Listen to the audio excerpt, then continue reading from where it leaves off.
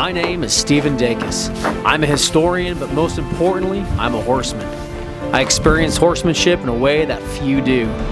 Using original orders from cavalry regiments that were stationed along the western trails that built this country, we recreate and experience the depredations and the hardships that the soldiers did more than 150 years ago.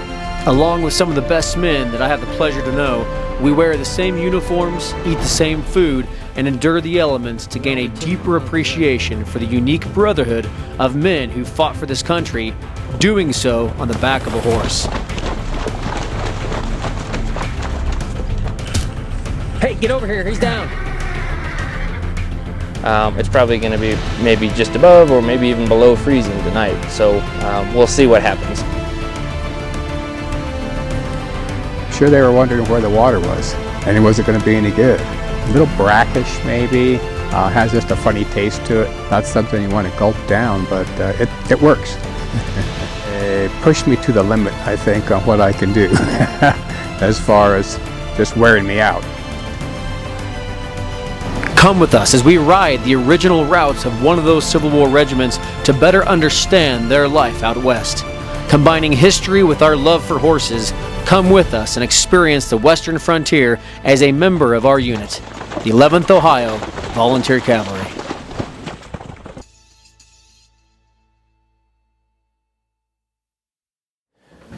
Hello and welcome to a unique, perspective or a unique episode of the 11th OVC. We've actually had a lot over the past few years. We've had a lot of requests and questions regarding how we do things on campaign, how we take care of our horses when there's nothing to picket to, when there's no trees to tie to. We've had questions, kind of a variety of different ways on just the fieldcraft of campaigning, especially as it pertains to out west along the overland trails during the 1860s, during the time of the American Civil War. And so what we decided to do is actually invite you along with us as a ride along, if you will, along one of our last campaign routes. So come along with us, ride with us, and get to know what even our troopers think and what they experiment with and what maybe they do as far as tricks of the trade. So what we did is we actually took one of the original letters of the 11th OVC, or 11th Ohio Cavalry, and that actually requested about 4 men to transfer from one station to another station. So we've done this before, and it's not our first rodeo. It did not go well. We got hailed on, rained on, horse did run off, we had to go chase it, and it all kind of fell to pieces. And what was a weekend trip became like a 1.5 day nightmare.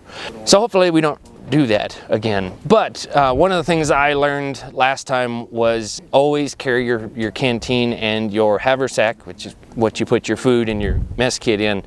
Always carry that with you, because I had it slung off the back of the saddle. And I had my canteen, but somewhere along the trail I lost all of the rations for me for that weekend and my mess kit and the bag that it all was contained in. So I'm guessing a spur caught it, cut it, and it's out there somewhere, and God knows where. And I had to bum food off of anyone that I could, and that was a real period moment for me. Hopefully we'll find it again this weekend. Yeah, so I've learned to be real careful about where I place the accoutrements on the saddle and on my person, and always keep track of your gear, because it's very easy to lose track of it. And no doubt the guys in the original cast back in 1864 or 1865 had the same issues, and that's where you find some of those real cool archaeological discoveries. So this is really similar to our standard quote-unquote campaign event. Every spring, at least every spring and every summer, we have at least one campaign event to where we kind of practice our fieldcraft.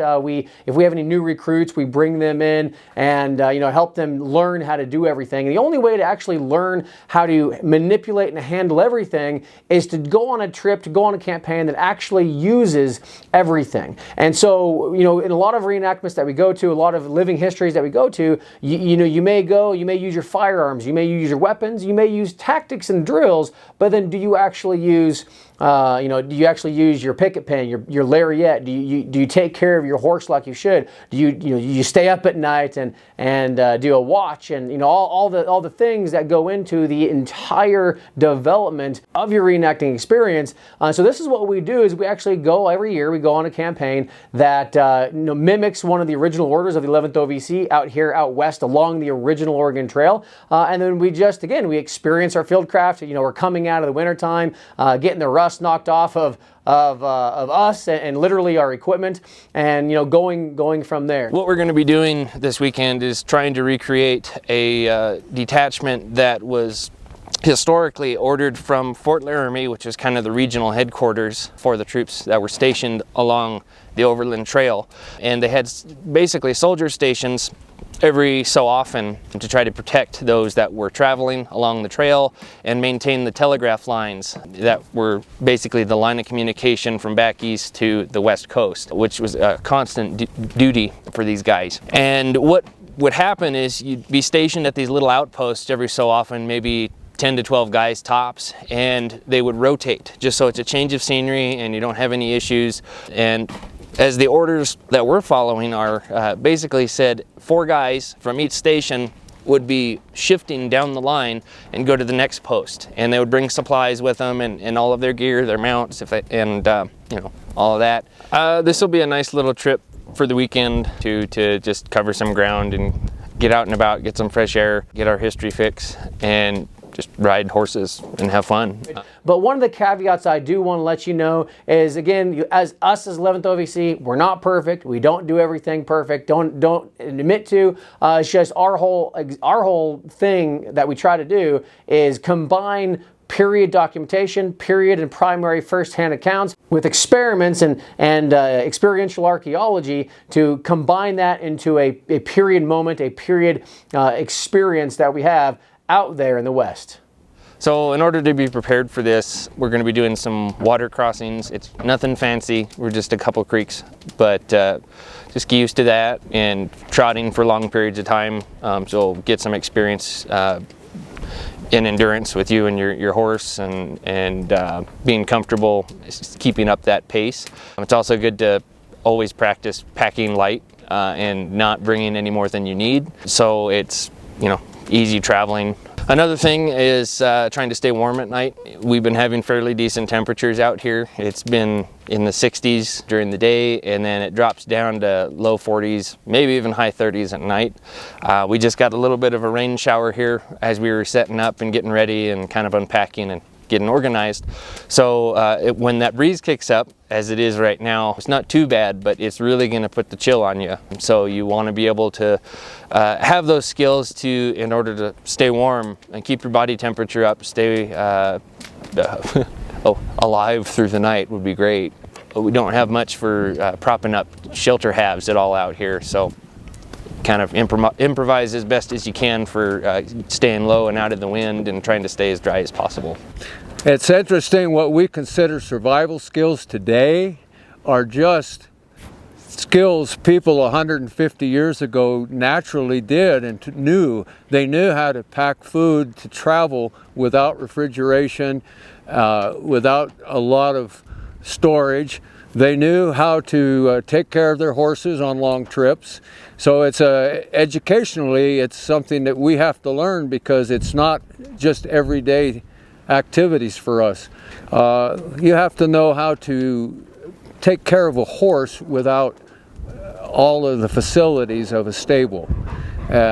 Picket them, hobble them, make sure they're getting enough water and feed, make sure they're taken care of.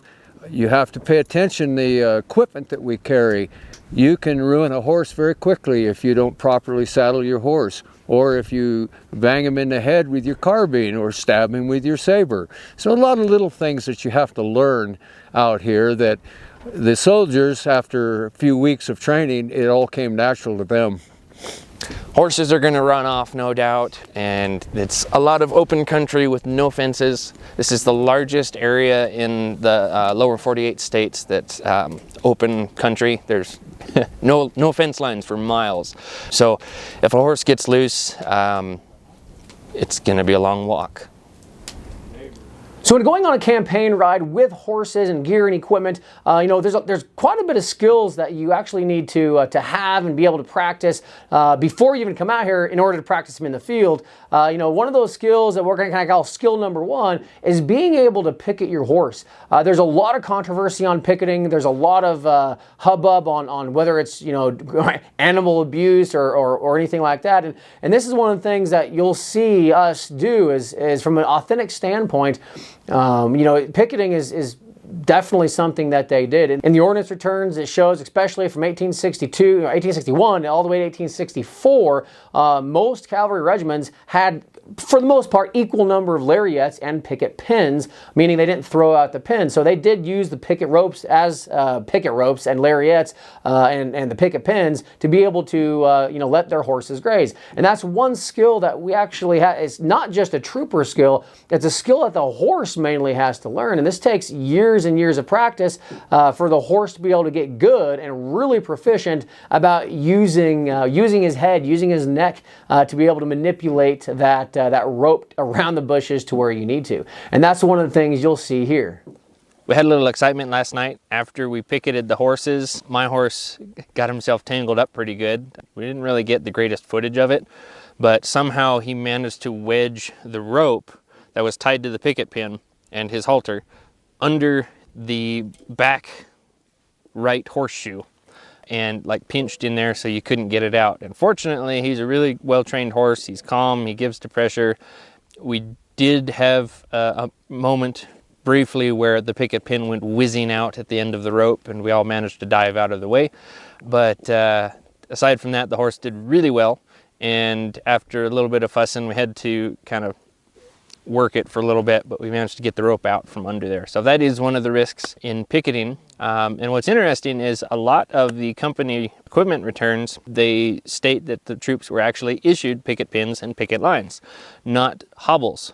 And so this is kind of one of those reenactorisms where it's a little safer and a little more modern to use the hobbles, which is what we're used to using, than actually using the picket pin and the picket line.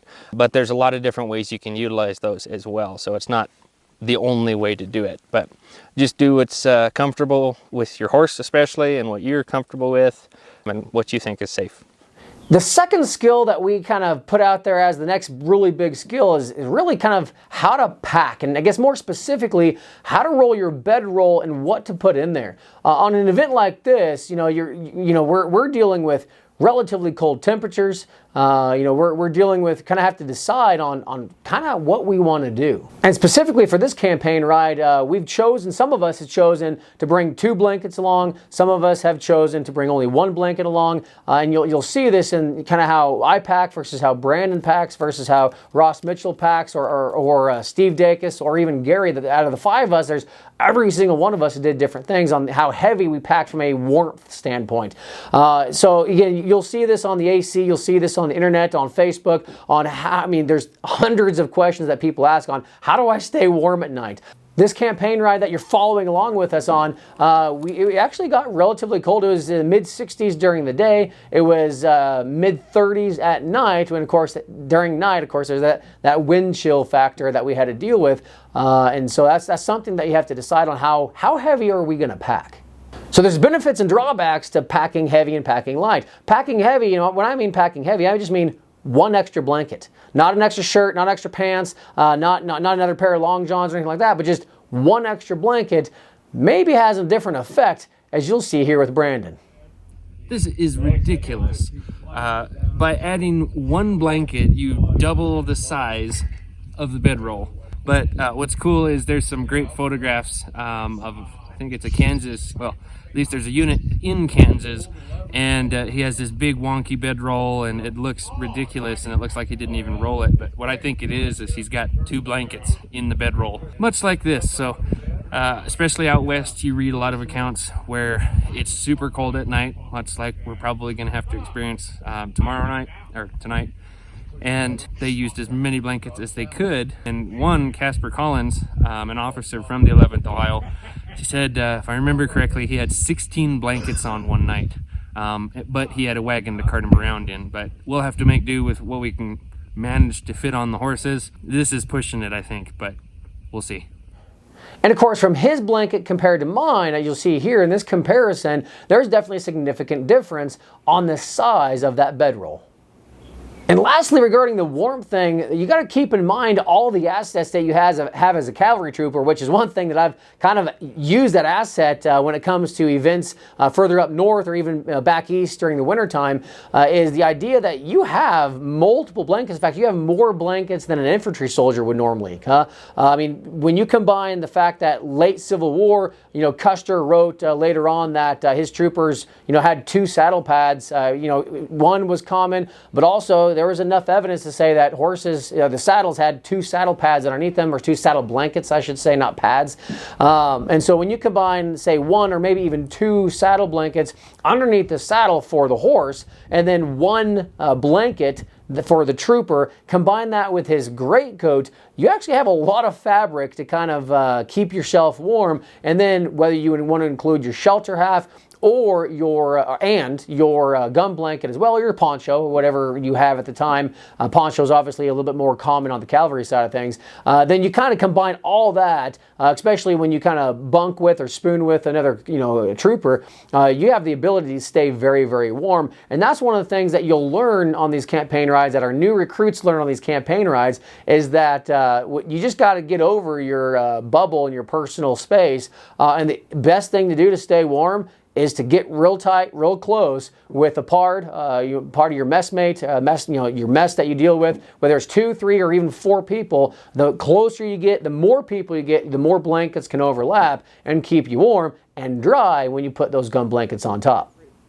So the next skill that I find important for new cavalry troopers or people who, in, say, mainstream reenacting or in living histories at museums, they get kind of good at enough for that one event, but then when you actually take it to what I call a live setting or something that you have to saddle quick, you have to roll quick, you have to get going quick, is the skill, what we'll call skill number 3, of being able to roll your greatcoat in the right way, in a way that gets it out of the way and not just flops everywhere. As you'll see, between Brandon, myself, and a few others, we have a little bit variation on how we all roll our greatcoats. Of course, you can see our video here, I'll tag it right now, on how to properly roll the greatcoat per the manual. But when it comes in the field, as we all know, the soldiers didn't necessarily do things correctly. And that's one thing I do like about taking these campaign rides for our new recruits every year, is that everyone gets to kind of experience and kind of experiment what they want to do. For instance, I'm a rule follower for the most part. I like to kind of just follow the regs. That's kind of who I am as my personality. So it's just, I can't not fold my greatcoat the right way necessarily. And so, I always tend, in the morning, I always tend to roll it the right way and then put it on my cantle. Put on my pommel right up there up front like it should. You'll see here, Brandon, he actually rolls it kind of a combination between the infantry way and the cavalry way, because one thing that he doesn't like is when you roll it the cavalry way, or as per the cavalry manual, the inner lining, the kind of the side that's up against your body, actually is the one on the outside, which means it's the one that gets dirty and wet the soonest versus the outside that actually stays dry the longest. And so what he does is he rolls it outside in to keep the exterior shell on the outside, which means the inner lining stays clean, it stays dry, it stays, not muddied up, which is, beneficial for people who care about that. And so you'll see here that he actually rolls it a different way. And when he first puts it on, I always make fun of him. He first puts it on, it looks like this gigantic ball of craziness up on top of his pommel. But once he ties it down with all 3 coat straps, it doesn't look bad. Honestly, it looks nice, clean, crisp, tight, and out of the way. And that's one of the most important things you'll learn as you campaign, one of the things that, obviously the original cast 150 or getting close to 160 years ago, what they had to learn is just what is the way to get high and tight. And that's one of the things that you'll learn later on is everything, no matter what you do, everything has to be super tight, super squared away, or else it'll shake loose pretty quick. You have to pay attention to the equipment that we carry. You can ruin a horse very quickly if you don't properly saddle your horse. I usually put my shelter half in between the 2 saddle blankets that we have, if you have 2 saddle blankets.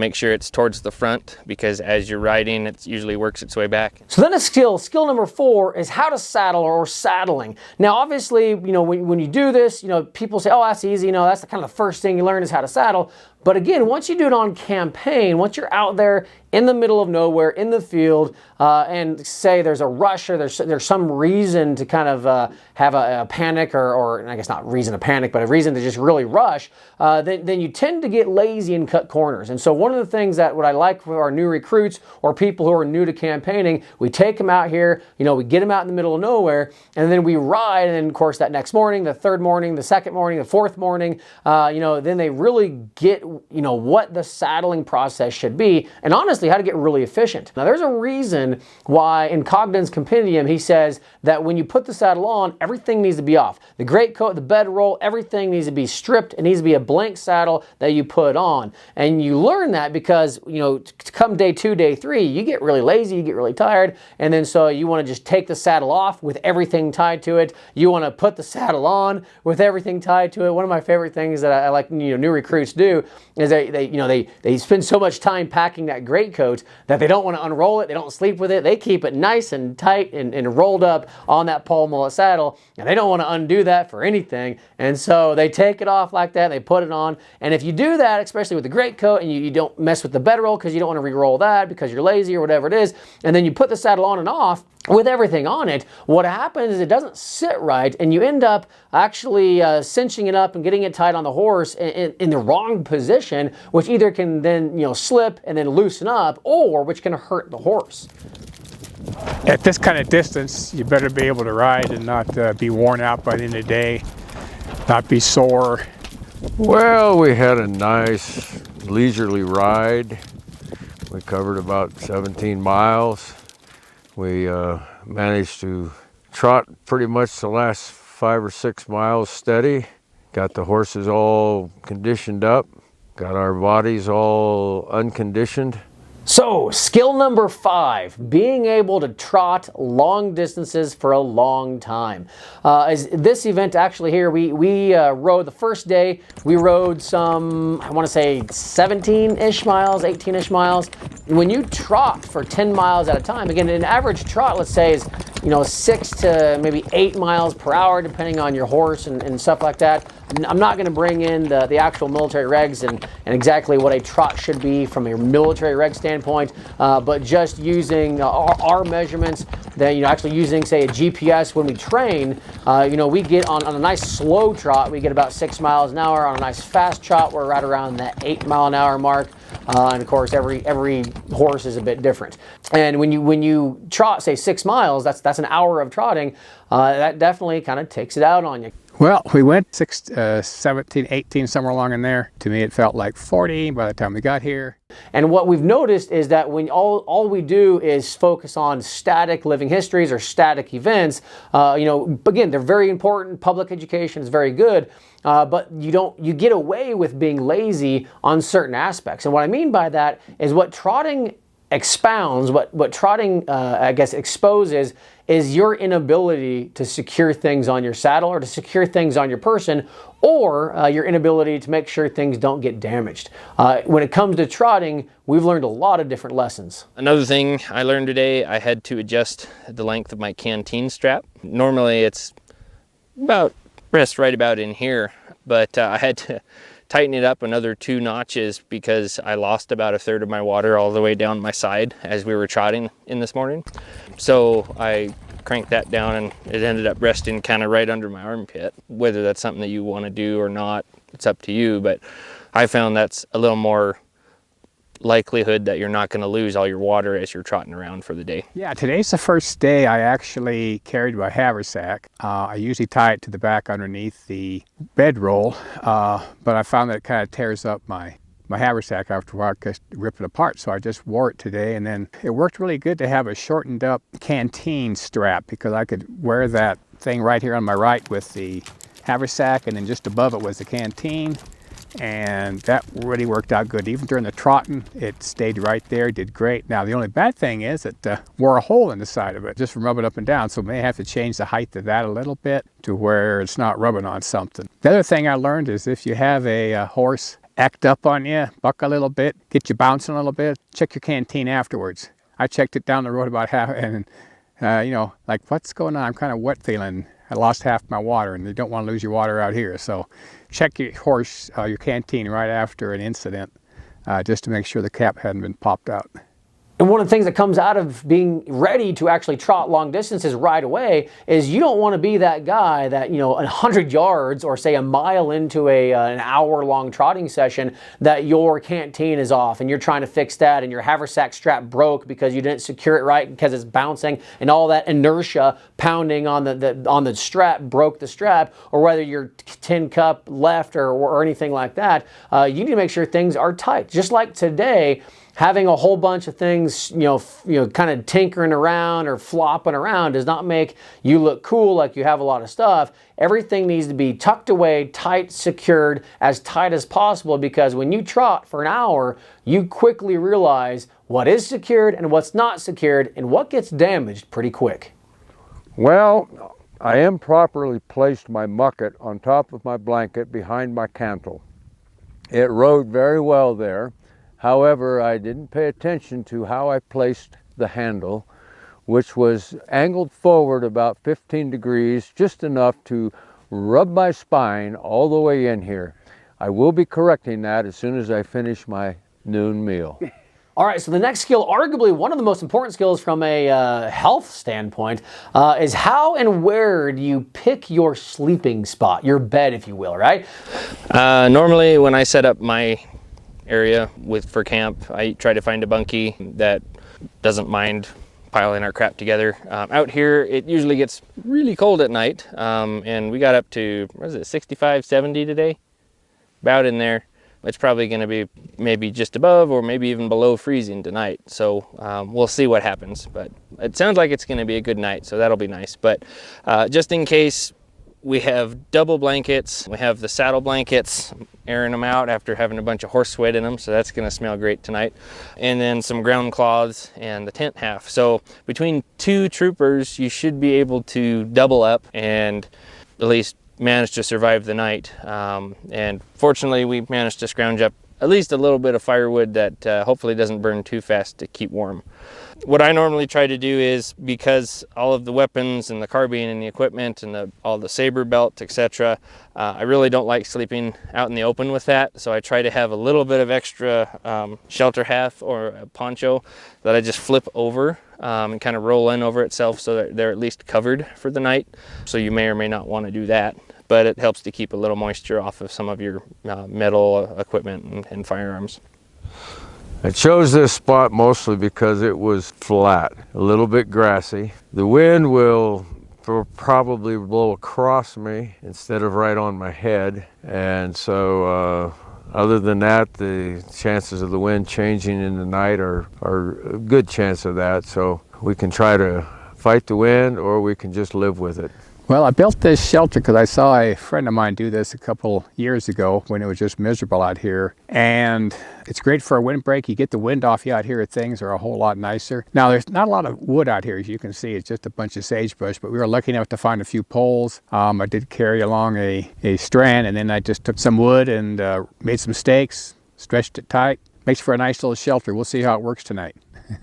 So again, let's go back to skill number 6, if you will, since I'm making up these skills, which is how to set up your bed or bedroll or how to stay warm at night. I strongly recommend going over to the AC forum. I'll link it below in the description so you guys can click on that. But search how to stay warm at night, search how to set up your bed at night. And so, everyone has their own tricks of the trade on why they set up what they set up. Me personally, like I said, this is cold, it's freezing, especially at night. When it rains and you're cold and it's miserable, I have a hard time with that. So I use every blanket. I use my greatcoat. I have my hat that I take my cap off and put my hat on. I get cold, so I like to stay warm. And of course, I sleep with my bunkmate, and we share our blankets. We overlap our blankets and our gum blankets, which keeps us warm and dry. And there's different tricks of the trade. I personally, as you saw, my dad actually set up a shelter using a shelter half, and thank goodness he found. I don't know where he found those sticks, but we're able to find sticks long long enough to prop up that shelter half.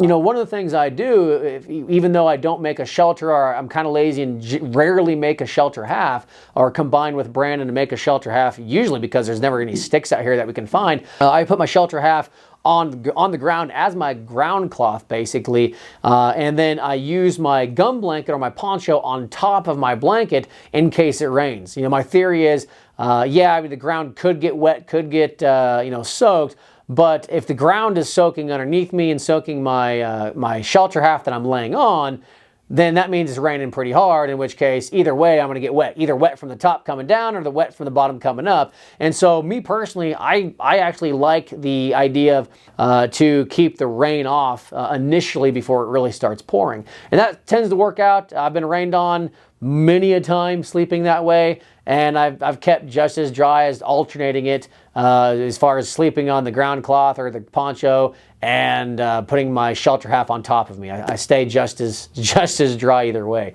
So I'd rather have the gum blanket on top, mainly because from the wind standpoint, not the rain, but the wind standpoint, that the gum blanket tends, or the poncho tends to stop the wind and keep my internal heat in a lot better than, say, the shelter half does.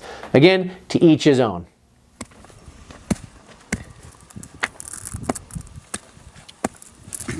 What you doing? I'm grinding my coffee. Oh, me too. The next skill that I find interesting is the idea of what does each person do with their coffee.